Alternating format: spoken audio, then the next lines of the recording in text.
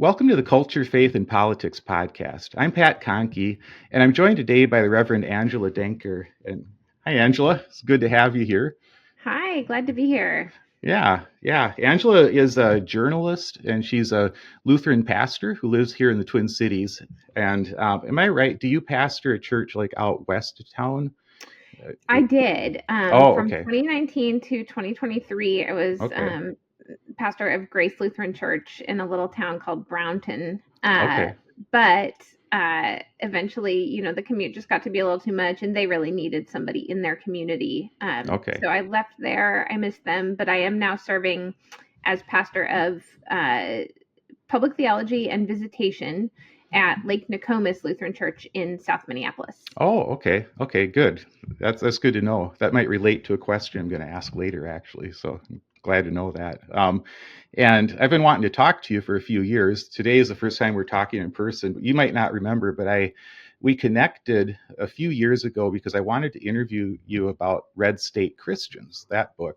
And you said yes. And then I'm like the most pathologically disorganized person in the world. And so back then I wasn't able to pull it off because now I'm doing this full time. So now I'm able to actually follow through on things like this. So now you've got a new book in the meantime that I really want to talk about. And it's Disciples of White Jesus, the Radicalization of American Boyhood. And so this is important. This is an important topic. We're going to be talking about it. But I'm hoping first that you could fill us in a little bit on your background, because you've got this journalism background and you've got the pastoral background. And those two things, I think, come together in your work. I heard you talking about the media space that we're in and how some of our words are getting weaponized, even words like Christian are getting weaponized. And I think you're kind of ideally situated to talk about that a little bit. But I just want to ask, just more broadly, in this whole context, how do you see your own work that you're doing, like in this cultural moment that we're in? Thank you. Yeah, it's been a long journey to get to this point, to bring all these different parts of where I feel like I'm being called to work into one singular space, and try to also make a little bit of money doing some of it, Right. which is always the hard piece. Mm-hmm. But I feel like with both books, Red State Christians and Disciples of White Jesus, I bring three really distinct and important lenses. And I think as you read the book, you can see the impact of these different lenses in different parts of the book. And you can sort of see sometimes the switch from one to another.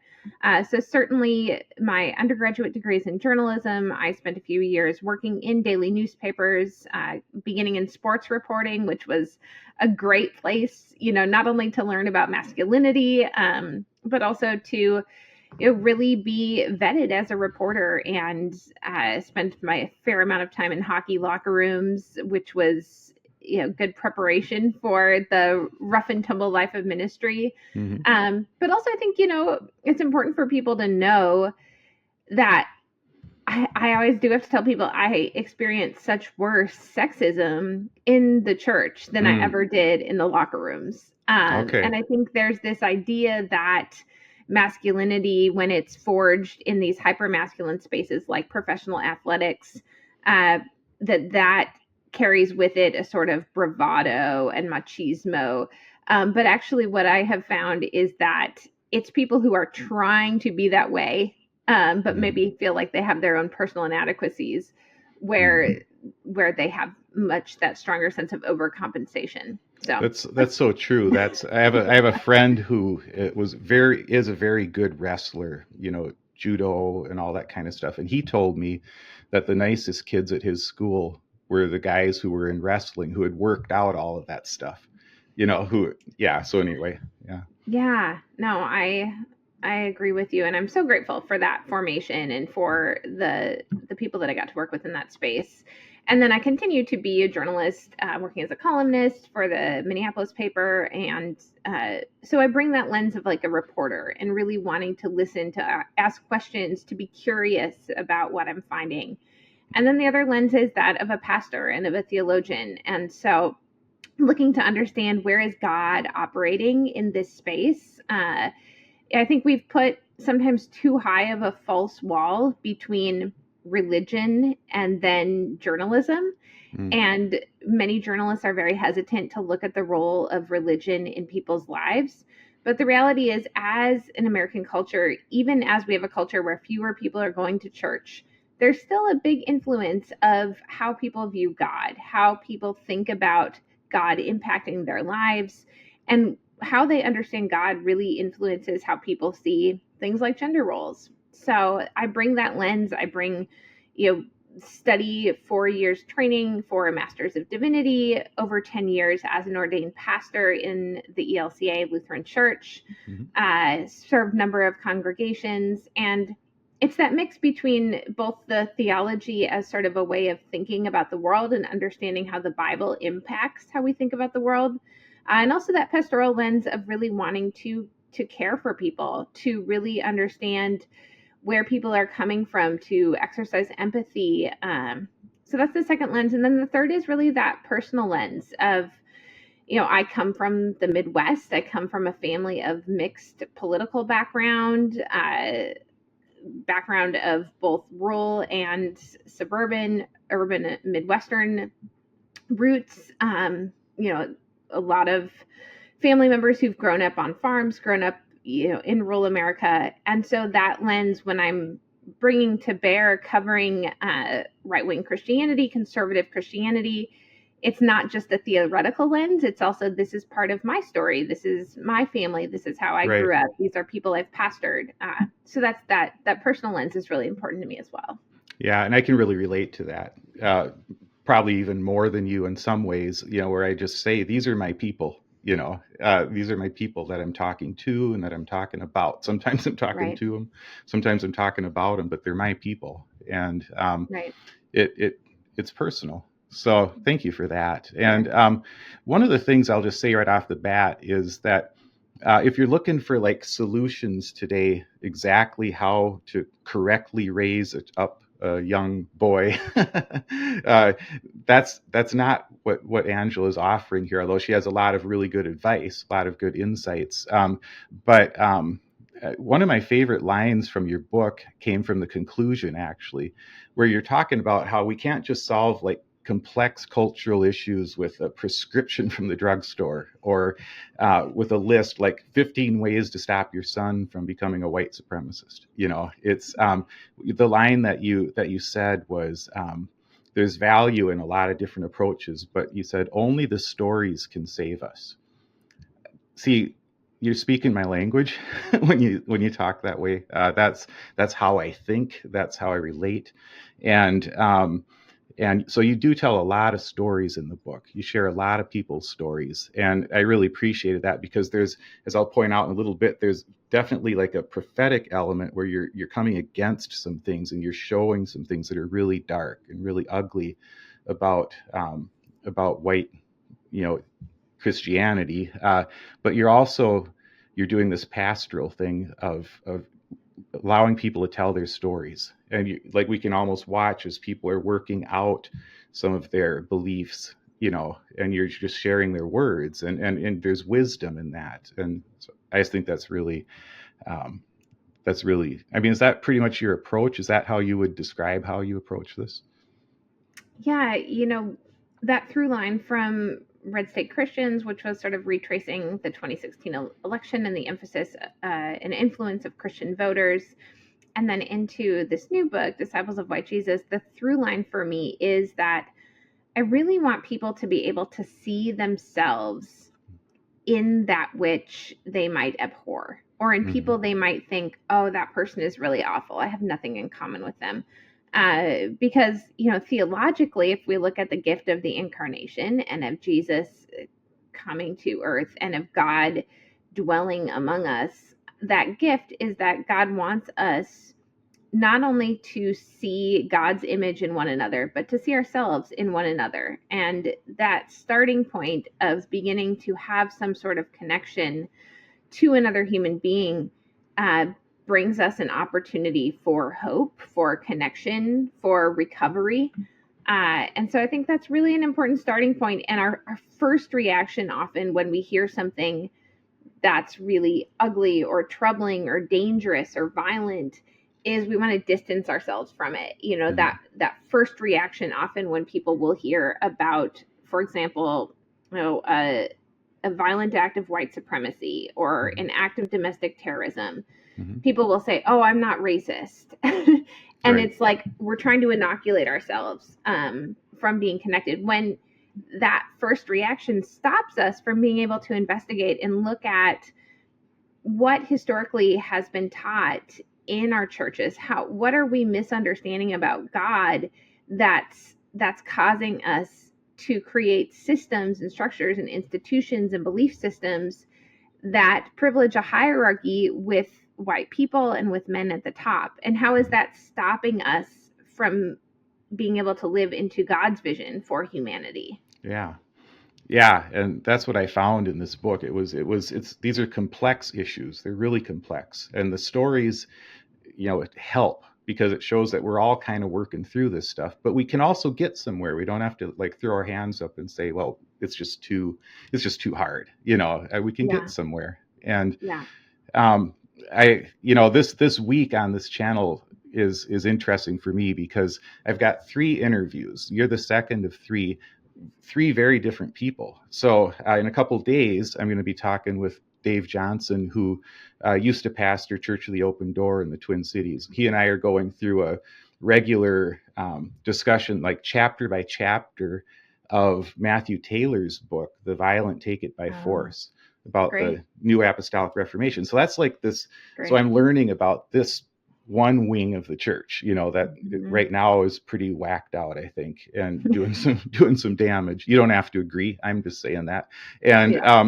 And then, but then a couple days ago, I talked with Amy Hawk, and she's basically like a kindred spirit of mine, where she was ministering in evangelical churches, for years, and then in 2016, the whole Trump thing just was like, wow, what do I do with this? And so she and I have each written books against Donald Trump from like an evangelical perspective. And now you today, I just think that you have another voice to offer, another story to tell, because like Amy said something in that interview where she was talking about in 2016, it was really hard for her to come to the conclusion that she couldn't vote for the Republican for president.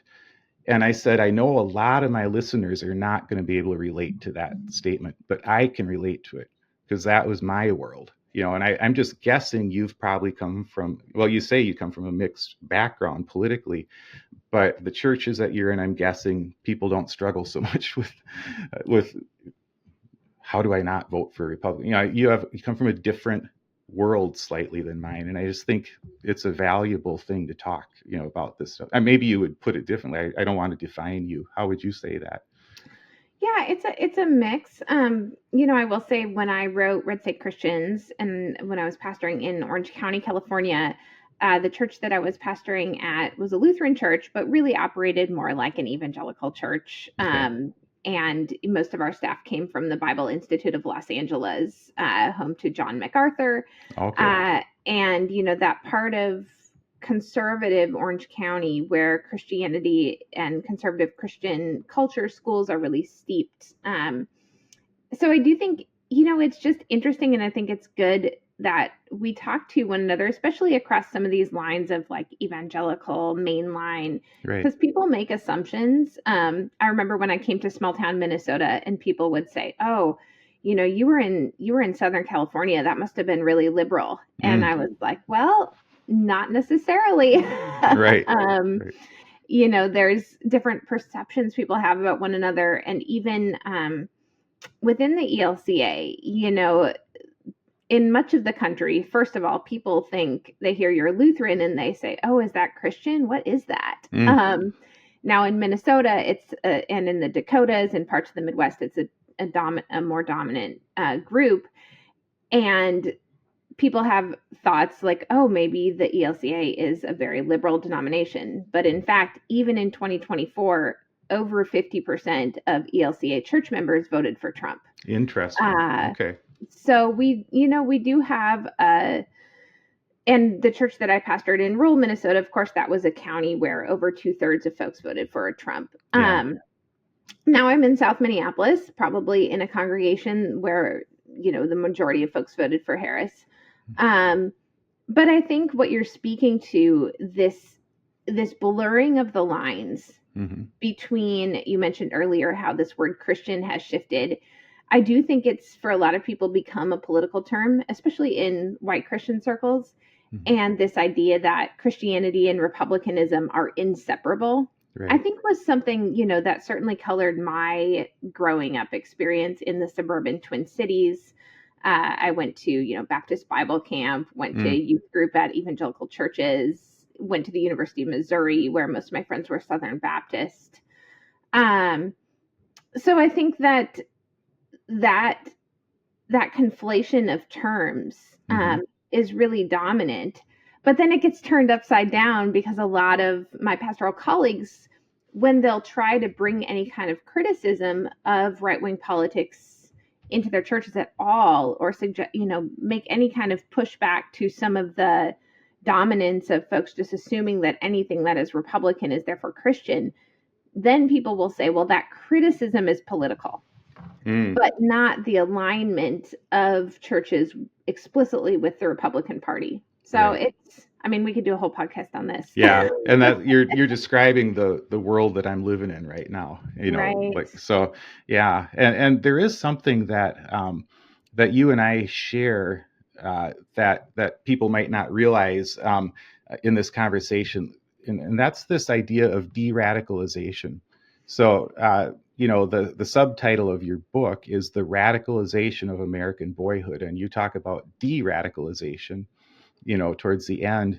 And what I've told people for years when I was describing what this channel is about is like, I do a lot of talking against Donald Trump, against the MAGA movement. But when I tell people what the channel is about, it's about de-radicalization. That's like the core of what I'm trying to do, and I think one way that you bring de-radicalization is by telling the truth. Another way is by introducing people to other people who are different, letting them tell their story. There's so many aspects of this, but do you want to just tell me a little bit about like how you think about de-radicalization in terms of this book? Yeah, I love that you're doing that work, because I think it is so important, and it does fit into a need for a lot of people right now, especially as people who've spent their lifetimes in conservative Christianity and been really shaped. One of the things that I often talk to people about is that the difficulty of leaving some of these churches or spaces or ideological foundations is it's really all encompassing. This is not just your political party. It's the TV shows you watch. It's the music you listen to. It's the magazines and books that you get. It is the food you eat. It's the stores you shop at. It's the search engines you use.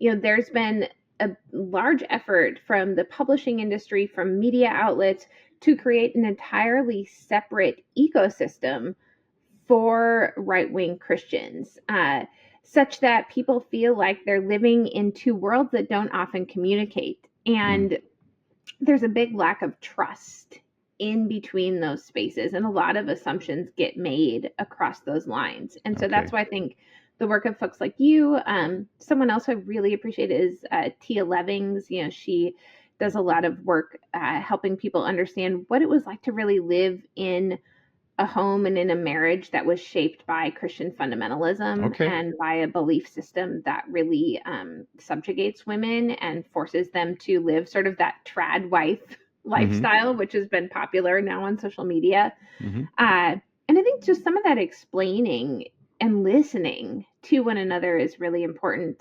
I think about de-radicalization, and some of the support and understanding I get about it comes from exposure to 12-step groups and to learning from wisdom from Al-Anon, which is, how do you maintain relationships with people? How do you create trust? But how do you also have boundaries? And how do you make clear to people I'm not comfortable with you saying this in my presence. I'm not comfortable with violent language, hateful language. I'm not comfortable with your support of these policies. And just knowing how to have your own personal boundaries while at the same time finding ways to maintain relationships so that when people are ready to step out of a radicalized group, a destructive worldview, a hate-filled ideology, that they have people they can trust to turn to, because leaving is really tough. And community is hard to find. Yeah, and another principle from those groups is this idea of not being locked into black and white thinking, but being able to, the dialectical thinking, to be able to do the dialectic, to really hold this belief, but now let me entertain this belief. And that's, it's just something that I think we all need to get better at all the time. So let's talk about this book. So again, it's called Disciples of White Jesus, the Radicalization of American Boyhood. And you wrote in the introduction, I want to first, before you get to the white Jesus part, I want to just ask you first about sort of the why of it all here. You wrote in the introduction, researchers, authors, journalists, parents, teachers, faith leaders, scientists, doctors, so many are writing right now and trying to understand what's going on with boys and men. And then you say, for our purposes, I'm focusing this study in particular on white Christian men and boys. So what do you say to somebody who says, well, why them? Don't they have all the power? What, like, and that might be the answer, but yeah, what would you say to that? Yeah, I'm glad you asked that, because I do think that that is one of the things that's created the place where we're in right now, is that in a lot of spaces outside of conservatism, outside of Christianity, people have said that very thing. Why should we even bother talking about white men and boys? They've had their moment. What's wrong with them? They get their act together. And I'm sympathetic to some of that, from a feminist lens. And if we look at who still holds the most power in this country, the most wealth, looking at lists of billionaires, you don't see too many women on there. But the answer is not to not talk about it. And it's also not to dehumanize white men and boys. I'm married to a white man. I have two boys who are white who we're raising together. I have a brother who's white. I have a dad. It's one of the things that Jesus, I think, challenges us most deeply is to know that every single human being is created in the image of God. And so a commitment to following that theology and that teaching extends to everybody. And so that's really where our starting point has to be. And then I think also practically, when there haven't been a lot of conversations about sort of a more compassionate masculinity, a masculinity that is comfortable with vulnerability, with emotion, with empathy, it's created a vacuum to where that when men and boys are looking for information, what does it mean to be a man? What does masculinity look like? All they're getting is right-wing manosphere content that's emphasizing violence, that's emphasizing machismo, that's emphasizing that empathy is weak, that vulnerability is weak. And so we really have no other choice but to begin to form some alternative narratives, and for, men like yourself to be comfortable talking about, what does it mean for me to be a man? How do I see masculinity? And giving some of those alternative perspectives of what male strength really is, I think, is the only way to begin to counter some of those really pernicious and strong narratives about masculinity from folks like Mark Driscoll. Right. Who we'll be talking about in a few minutes here. Yeah. You have a quote in your book where you say in the beginning, white Jesus comes upon boys and men in their living rooms, on their iPads, and in blaring font and catchy music, he says, follow me. He leads them toward empty self-aggrandizement, toward anger and violence and grievance. But that was never really where they wanted to go or who they wanted to be. It led only to destruction, their own and of those around them. So much tragedy and death and despair. There has to be another way. That's the warning and the hope at the heart of this book. And as you can see, it lies deep in my own mother soul. So I want to unpack this paragraph a little bit with you. So basically, I'm going to ask 3 questions. You can answer them all at once or however you feel. But talk to me about white Jesus.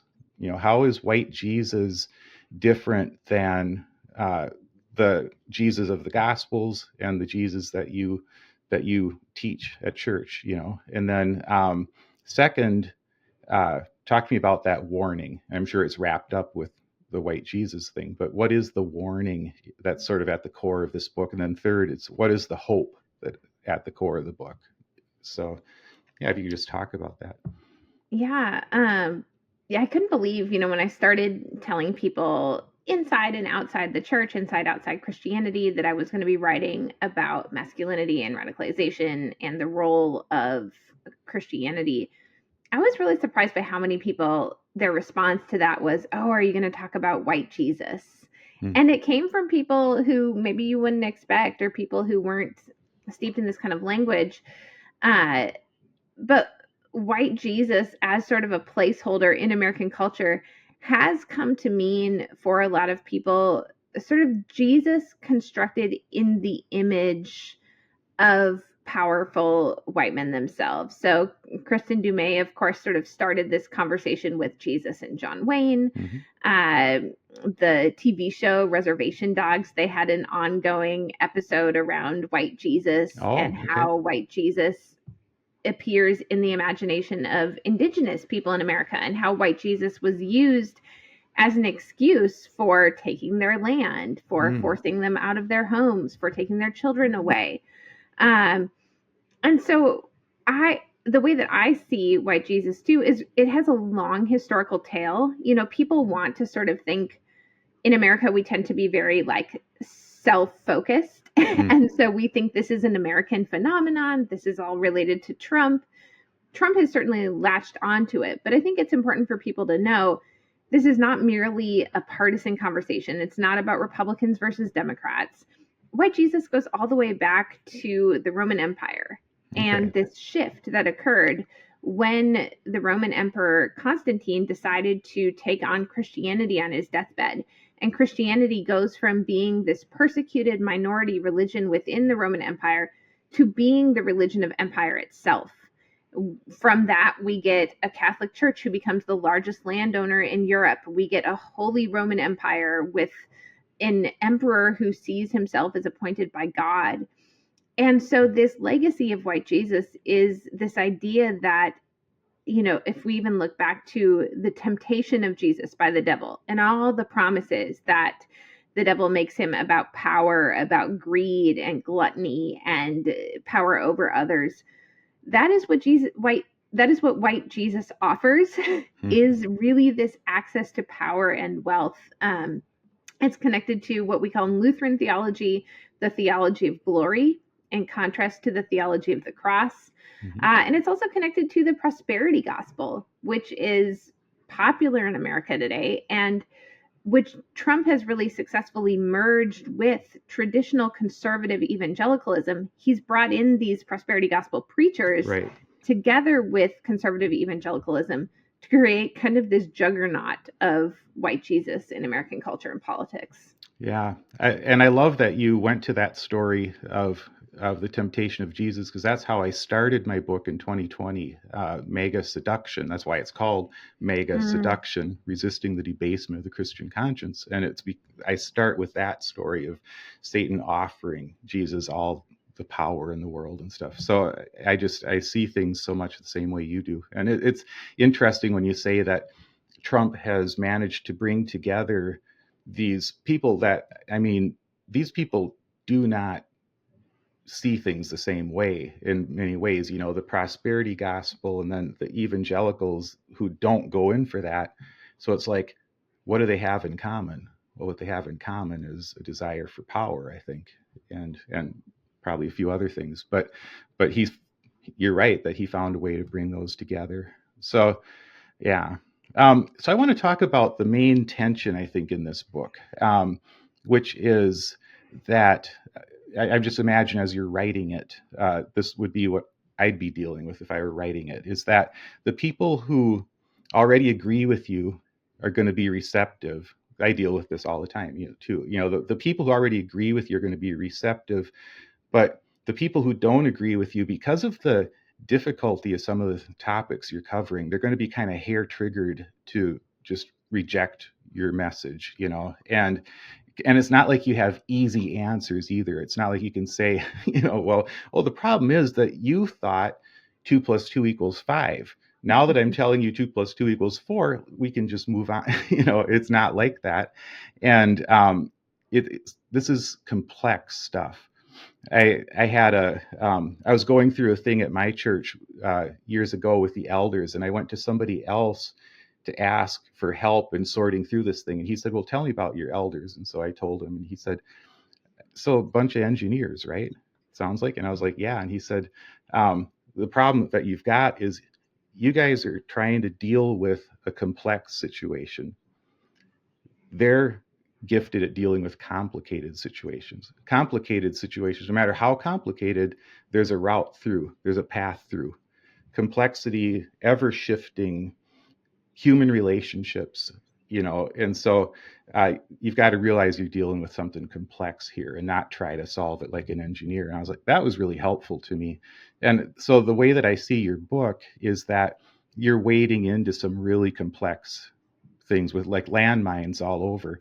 So I just want to say that I think you made a really good decision when you started the book in Charleston, South Carolina, because if you had started the book, we're going to talk about Mark Driscoll in a little bit. If you had started the book in Mark Driscoll's church or talking in that setting, you would be coming into it as a member of sort of the oppressed minority, and there'd be this thing like where you're coming in already as maybe having the moral high ground. I liked that you started it in Charleston, South Carolina, as a white woman trying to grapple with your own history, your own understanding of race, and trying to get somewhere on that. So talk to me about that chapter, like what you learned from that chapter, and yeah, what you'd want your readers to get from it.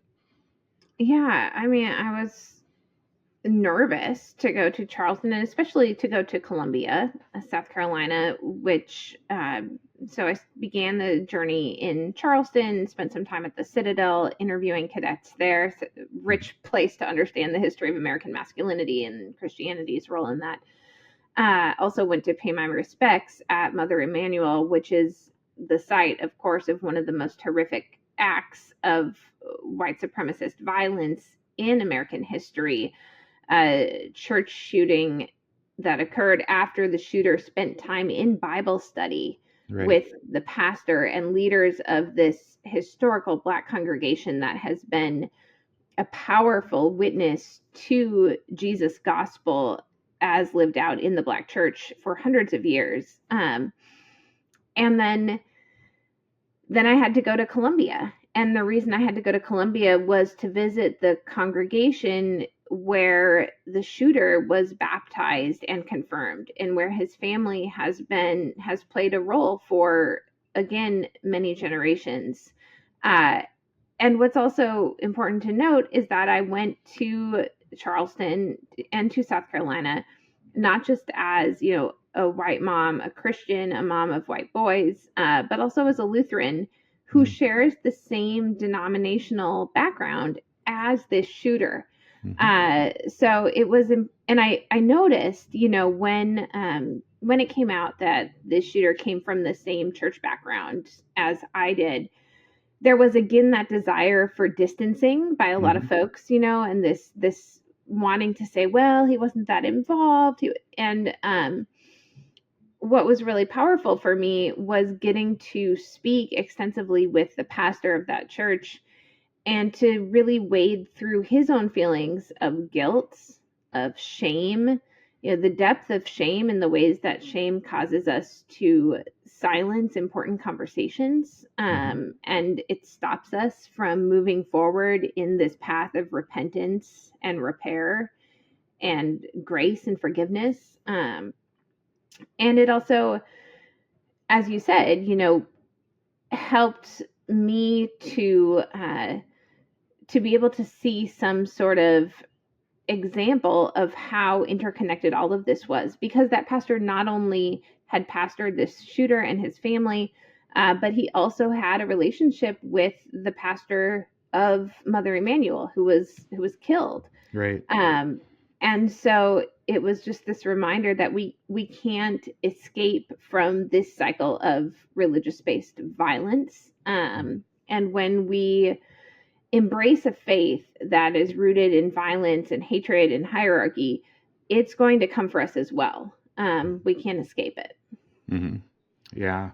I found that whole chapter powerful, and I also found it put me off balance, which I think it was supposed to, because there isn't an easy answer. There's another church that you mentioned in there, where another Lutheran church, where they were having a few years ago to sort through that they found out that their church around the time of the Civil War had owned an enslaved human being. The church had owned, and it's like, so they had to wrestle with that. This stuff goes deep, it's so I found that really helpful. And man, I wish we could do like an hour on each of these chapters, because I have so much, but we're I do want to, you mentioned the manosphere, so I'll just jump there for just a minute. That I just want to ask you, like you mentioned Andrew Tate in the book. That's his name, right? Now I'm thinking, did I? Yes. Yeah, but you mentioned him in the book, and then now, since Donald Trump became president, Andrew Tate, he's a very misogynistic, abusive guy who was in Romania on charges for sex trafficking. Horrific individual. And then Donald Trump is president, and it turns out that Trump's son, Barron, is a fan of Andrew Tate. And now Trump helped arrange to get Andrew Tate out of Romania, and now he's in America. And so for anyone who reads some of the words that you say, some of the things that you talk about are harsh. You wrote this before the election, and now we're seeing it play out, I think, in a much more harsh way, I'm guessing, than you would have even guessed in some of the stuff with the manosphere and stuff. But I don't want to put words in your mouth. I guess I'd want you to respond to that. Yeah, I think there was this major turning point, right? Many of us will remember where we were for the presidential debate between Joe Biden and Donald Trump. Mm-hmm. And I think first it was that debate that really reinforced for a lot of, young people and young men in particular, this sense of distrust of major media, this sense of distrust, certainly of the Democratic Party. And it was this real feeling that people had of, wow, I've been lied to. I was told President Biden was capable and ready to govern. And what we saw in that debate was somebody who was not in a place where it looked like he was going to be able to be president for the next 4 years. And so that begins to set the stage for a lot of cynicism and anger and nihilism, particularly for young people who, we remember, have already spent a lot of their youth in the midst of a global pandemic. Then you have assassination attempts on Trump that also fed into now this, and Trump himself leaned into this hard, this sense of a messianic movement, that God has spared me to lead this movement. And so we have a direct appeal to a sort of religious messianic choice. And this was where I started to see a shift. I've been studying this for almost a decade now. I saw a shift in right-wing Christian messaging and Republican messaging from sort of this idea of America and patriotism to really Trump himself as the center of this movement sanctioned by God, and almost putting him in the place of Jesus himself. So you had those two things happen. And there's a little bit of a blip where then we have our own Minnesota Governor Tim Walz, and he's at the Democratic convention and his son is crying, and there's this kind of little moment of a different type of masculinity, certainly, than Andrew Tate has mentioned. But that was quickly over. And I think that it was that combination of distrust, of nihilism, and then the almighty algorithm, the bringing in of Elon Musk and sort of the tech bros into Trump's umbrella. And even I think Elon Musk had made a comment around that time during the campaign that he saw himself as a cultural Christian, that, he's starting to embrace some loose sort of cultural language around Christianity. Convenient. Yes, and so all these things are coming together at the same time to coalesce around an idea that is rooted in a masculinity, again, about hierarchy and about control and about power. And what set the stage for people to embrace that idea was, I do think, this sense of nihilism and mistrust and despair that had been set in stage for a long time, but certainly the debate did not help. Yeah, I think that's a really good insight. I hadn't thought of it in that way, as I hadn't put all of that together about like why so many people then swung to voting for him, but then also a lot of people stayed home who were, I think, just deflated. And so now we're going to get into this here. So you just mentioned hierarchy, in the relationship between men and women, that sort of thing. And so I wrote a thing here because but I'm going to shorten it because I know I want to have you have time to respond to what you think about this. But I just want to share with you sort of the core thing that I learned by reading this book. And it's not necessarily your words, it's interacting with your thoughts. And so, and then I'll have you respond to this. But this is what I would write. I'm going to write a review of it, and this is going to be a section of the review. These are some of the thoughts from that. So you can put this on Amazon. Yes, yeah, the reviews. Yeah, I will. So you talk a lot about John Piper and Mark Driscoll in this book, and so for the people who don't know, John Piper is a prominent pastor from our town, and he wrote this. I've got this book back here on the shelf, actually, because I don't want to forget that was part of my history, called Recovering Biblical Manhood and Womanhood. He and Wayne Grudem edited it. And the editorial comment here, worst article I've ever read in my life. Scholarly, supposedly article was Wayne Grudem's article in that book on headship, which was circular reasoning like you would not believe, but it influenced years of people's interpretation in a certain wing of the culture, including mine. So anyway, so you come against in your book really strongly their complementarian view of male-female relationships, and then Mark Driscoll you bring in a lot. And for people who don't know, Mark Driscoll is a thug who calls himself a pastor, and he made a career out of preaching to like this much darker version even of complementarianism that Piper and Grudem had laid out. So what you probably didn't know until today is that I attended John Piper's church for 6 years. It was like super formative. I'm a pastor because of John Piper. Like, that's just a fact. And I'm not going to deny what he's deposited into me in a really good way. And not personally. I mean, although I did have a meeting with him where he affirmed my choice to go into ministry, and but he shaped me in a lot of ways, and so a lot of good ways. And then there's a lot that I've had to sort of like move on from later. And so the first thing was this complementarian view years ago. And so So in reading your book, I made a connection that I hadn't really made before. And so the connection that I made was when you talked about Mark Driscoll, and I thought, yeah, but he was always a jerk who was using John Piper's stuff. But what I wonder is John Piper to Mark Driscoll the same thing as Reagan is to Donald Trump?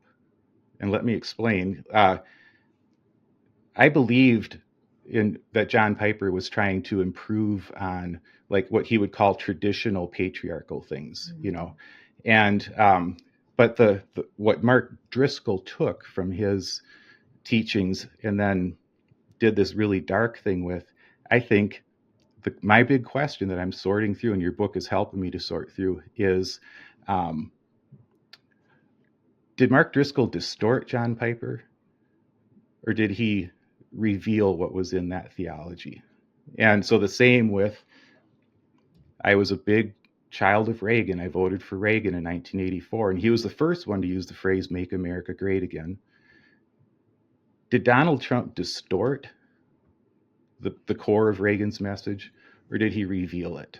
And so that's what I'm wrestling with. Those are the questions I'm wrestling with. And your book is helpful in getting into some of that. But I'm just going to leave it open to you now to talk about anything any thoughts you might have on that. Yeah, I mean, I don't know that there is a solid answer about whether it's revealing or whether it's distorting. I would say it's going much more in the direction of revealing. And I've said for a long time, I said in Red State Christians, that the grace part of Donald Trump's movement is that I think it is revealing a lot of things about America that we had thought and hoped had been healed, had been overcome in some ways. And we're not. We're still wrestling under the surface. I mean, I think certainly we saw with the murder of George Floyd and the racial reckoning that happened afterwards, just how much of an original sin racism has been on this country, and how much we failed to really grapple with the truth that we fought a civil war where one side was committed to the idea of enslaving an entire race of people. Right. You know, I think that the fact that we still have Confederate monuments, the fact that people still fly Confederate flags, that's been a real failure of reckoning. And so I think as we now try to look back towards somebody like Ronald Reagan or even John Piper, you know, Caitlin Beatty wrote, formerly of Christianity Today, she wrote a really important piece, I thought, that was examining how sometimes we have to be more on guard and aware of how folks, specifically often it's leading Christian men, how they will position themselves very strategically with some very tepid criticism of people who they consider to be beyond the pale. So maybe they'll criticize someone like Andrew Tate, or they'll criticize, you know, Matt Gaetz as a politician, or maybe now it's becoming more safe to criticize Pete Hegseth, the defense secretary. Yeah. But a little bit more safe. Yeah. Right. Another proud Minnesotan. If we look at the real legacy of what they're writing about and who they're criticizing most, what becomes apparent very quickly is that they've been much more frequent critics of, you know, women who wear leggings or, you know, LGBTQ people or transgender people or, you know, of DEI, that's been the bulk of their comments. And just because one time they sort of said, oh, well, you know, sex trafficking, that was too far. I think we've been too quick to maybe give people a pass rather than looking at their whole contribution and what the main thrust was behind it. So some people are better than others at having a persona that appears to be kind and welcoming and generous and smart. And it covers over a belief system that is still rooted in some of these negative trends and ideologies. And so I think as Jesus encourages us, we have to examine the fruit. Mm-hmm. What has, from an economic perspective, what has been the fruit of Reagan's politics? It's not been great for poor and even for middle class Americans. And so I think that is the hard part when you have somebody like Reagan, who was so charismatic, who Right. people believed in as someone who was a kind person and who maybe was a kind person. Nonetheless, the worldview and the policies that he championed left a lot of people out of the race for the American dream. Mm-hmm. Yes, I agree. And then the way that I would answer this question, the way I'm answering it right now, about is it revealing something dark in the foundations of both of these movements? I'm just answering it right now by saying it's revealing it, because, and I had laid out, and you already mentioned some of these, but I had written down, if you look at some areas of outright abuse and cruelty right now that we're seeing, and I'm asking, where are the evangelicals?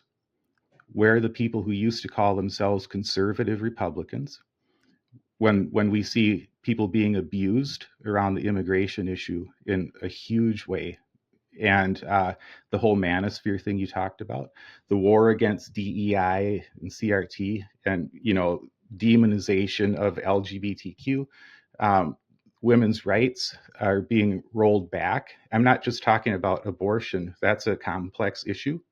But I'm talking about, there are people that I listen to in the nationalist, Christian nationalist movement that want to remove the right for women to even vote, and where are, and the environment, is, we're here to tend the garden, and, rollbacks on the environment. And I'm saying, but so much of the rhetoric around it is not just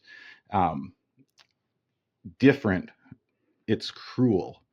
There's a cruel rhetoric around all of this. And so I'm saying, where are the evangelicals? Where are the conservative Republicans? And by their silence, they're answering my question that it was kind of always about this. And I need to be proven different now. I need to be proven wrong.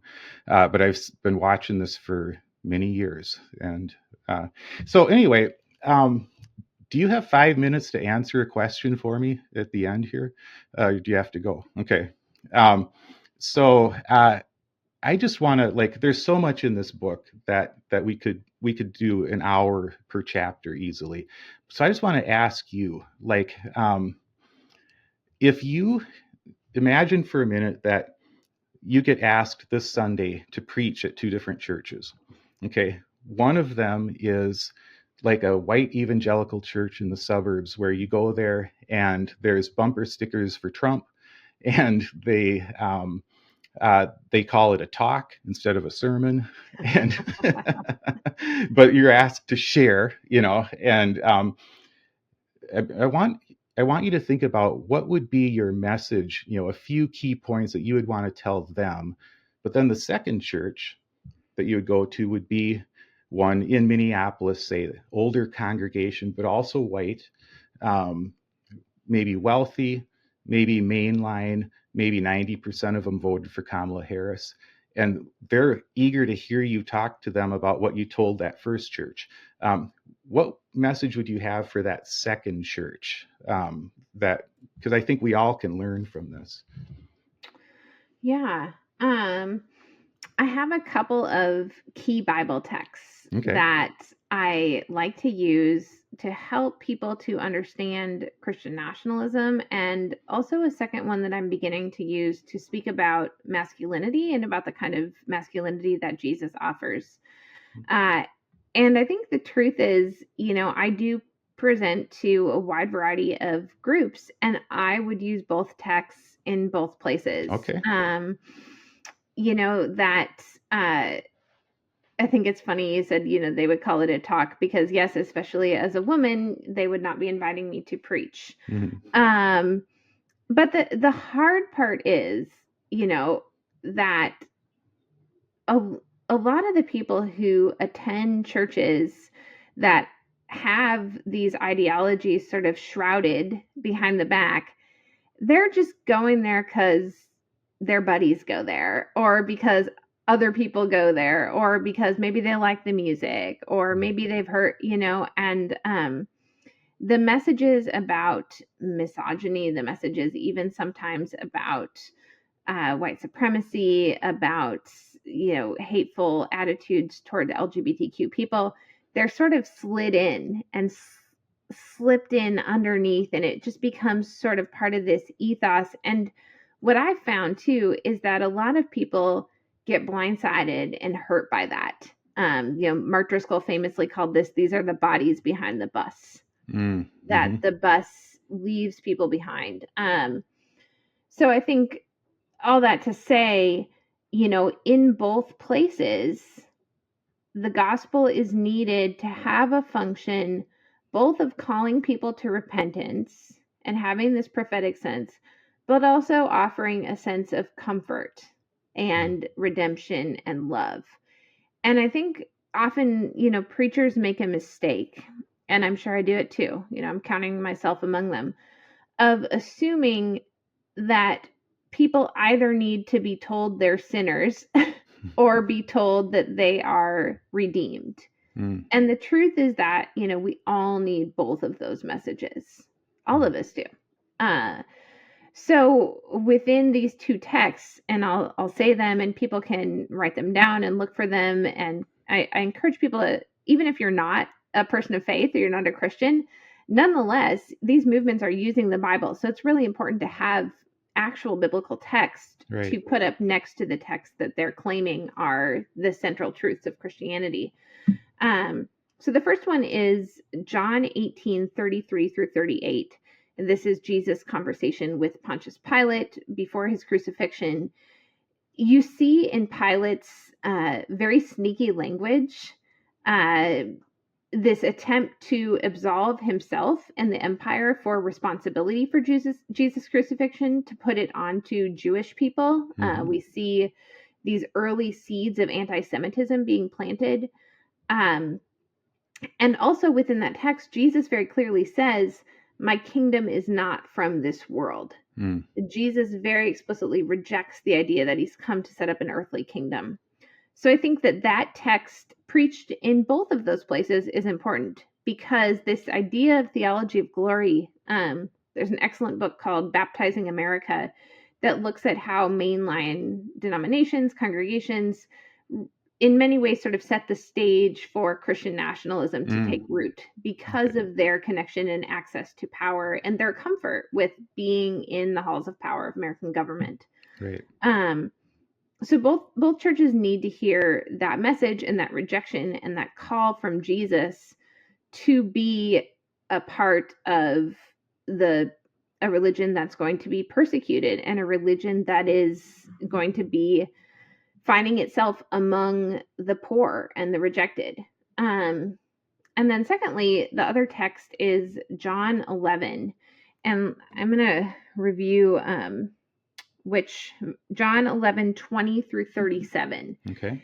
And this is setting up to the shortest verse in the Bible, which is Jesus wept. So the story of Lazarus. Yes. And, it begins with Jesus' conversation with Mary and Martha.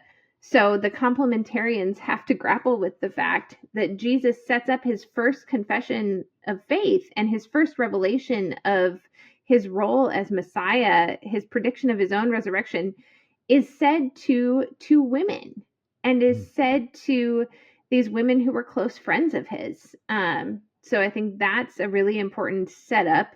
Then you have Jesus, like many other places in the Bible, including in the Hebrew Bible, where we have men who are very openly sharing emotion and grief and vulnerability at the loss of a friend. I write about in the book how Driscoll says, men like Jesus, men shouldn't expect to have many friends. This is just patently false throughout the Bible. Driscoll says a lot of goofy stuff. Yeah. And somehow it's people are eating it up. Power is attractive.